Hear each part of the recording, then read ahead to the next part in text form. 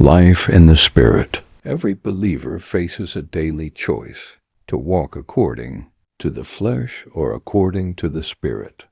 The flesh promises pleasure but leads to death. The Spirit gives life and peace. Paul tells us in Romans 8 that the Spirit is not an optional part of Christian living. He is the Christian life. Without the Spirit, we can't please God, but with the Spirit, we are empowered to live victoriously. The freedom of the Spirit, Romans 8, 1-4. There is therefore now no condemnation to those who are in Christ Jesus, who do not walk according to the flesh, but according to the Spirit. Freedom from condemnation. The law could expose sin, but could not free us from it. In Christ, the penalty of sin is broken. We are no longer slaves under judgment.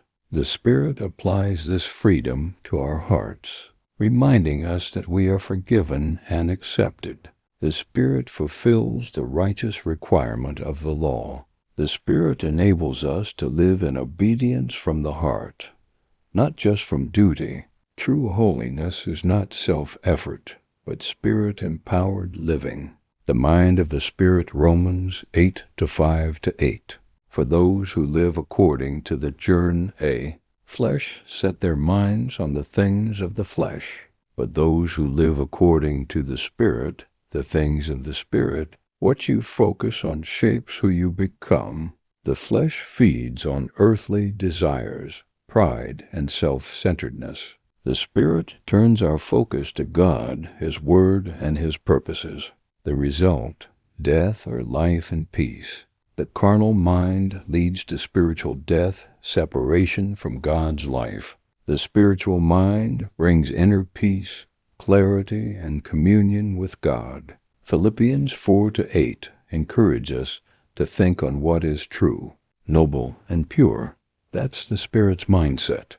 The power of the Spirit, Romans 8-11. If the Spirit of Him who raised Jesus from the dead dwells in you, He who raised Christ will also give life to your mortal bodies through His Spirit who dwells in you. The Spirit is not a visitor, He is a resident. Every believer has the Spirit, 1 Corinthians 6:19. The same Spirit that raised Christ lives in us. Resurrection power is available now. The Spirit gives life physically and spiritually. He strengthens us in weakness, Romans 8:26. He renews our hearts and minds daily too.